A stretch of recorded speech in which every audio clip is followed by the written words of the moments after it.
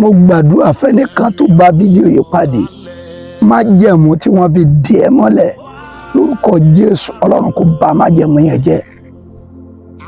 Agbára tó sọ pé ibi tó wà yẹn náà ló máa wà kó ní kó lójú kan náà, agbára yẹn kó gbiná dànù. Mo gbọ́ ohùn Olúwa yìí pé kí n tún kéde ẹ̀ fún àwọn ènìyàn nípa iṣẹ́ májẹ̀mú tá a fi fún mi. Àwọn kan ti gbọ́ ń pa ẹ̀, àwọn kan ti lórí, wọ́n dẹ̀ ti rí ọwọ́ Ọlọ́run.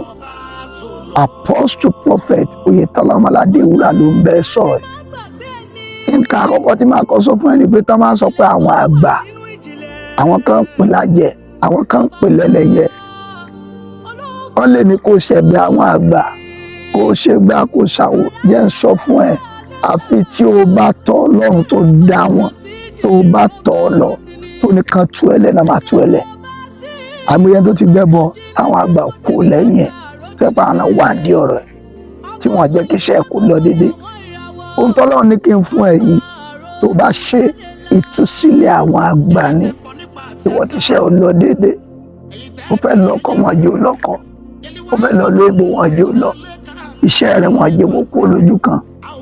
Ìwọ lọ wá iyọ̀ dídì, iyọ̀ dídì, ẹnìkan ní irú iyọ̀ ló ń jẹ́ bẹ́ẹ̀, iyọ̀ tí wọ́n dì tí kì í ṣe sáṣẹ́, iyọ̀ dídì ẹyọ kan. Iṣẹ́ yẹn ọjọ́ Monday stroke Tuesday là á ṣe. Bí Olúwa ti ń bẹ tí ẹ̀mí rẹ̀ ń bẹ, ìpè mi àṣìṣe fún ẹ. Lọ́jọ́ Monday yẹn wá iyọ̀ yẹn, tó bá ti di bí 11:30 bọ́ra sí òun ọmọlúwàbí. Mo iyọ̀ yẹn ká Psalm 17 sí lẹ́ẹ̀méje, pé Aládéwúrà sí lẹ́ẹ̀méje, Psalm 17 lẹ́ẹ̀méje. Gbàdúrà tẹ́nìkan bá di iyọ̀ lọ́jà ẹnìkan túnlé. Ogun bí tí wọ́n dé mi lágbájá ọmọ lágbájá mọ́, Olúwa tú mi sílẹ̀. Olúwa tú mi sílẹ̀, ẹ̀yin màlẹ́kà tẹ́túpọ̀ láti sílà sílẹ̀, ẹ tú mi sílẹ̀. Àka Psalm 17 yẹn tó bá ti kà tán, ìwọ fi iyọ̀ yẹn sí abẹ́ pílò ẹ̀ kó fi rọrí. Oh my God! Eléyìí iṣẹ́ wòlíì ni, kì í ṣe pé bóyá ń tán ká jáde nínú àkáǹtì, ní kì í ṣe wòlíì eléwé mi kì í lo ègbò.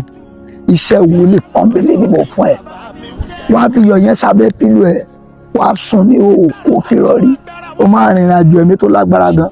Àlá tó bá lá o lè pè mí sí nọ́mbà mi kó ṣàlàyé fún mi tàbí kó sẹ́ǹdẹ̀ sí mi WhatsApp. Torí tílẹ̀ bá ti mọ́, bu iyọ̀ yẹn díẹ̀, dá sómi wẹ̀, ètò kù bẹ́ẹ̀ lọ fi ṣe oúnjẹ, fi ṣe oúnjẹ bóyá ráìsì kó di kó lọ gbé fún àwọn oníbàárà. Má jẹnu ráìsì yẹn o, má jẹnu oúnjẹ yẹn, ṣùgbọ́n fi díẹ̀ nú ẹ̀ sínú omi. Bóyá tó bá fi dáná oúnjẹ tán ètò bá kù, dà sínú omi wẹ̀ kó fi wẹ̀. Olúwa ti ń bẹ tí ẹ̀mí rẹ̀ ń bẹ, agbára ọ̀gá ògo kó tú ọ sílẹ̀. Apostle Prophet Oyetola Ọmọládéwúrà ló ń gbàdúrà fún ẹ. Nọ́mbà mi rè 0810 63 11 252. Òun náà ni WhatsApp nọ́mbà mi, wherever you are, lórí igun mẹ́rin àgbáyé, pè mí kí n gbàdúrà fún ẹ. Mo fẹ́ kí n tọ́ ẹ sọ́nà ìran àti ọ̀nà àbáyọ bí Olúwa ti ń bẹ tí ẹ̀mí rẹ̀ ń bẹ. Orí rẹ̀ ò ní kọ àdúrà. 0810 63 11 252 yóò dára fún ṣíà program yẹn.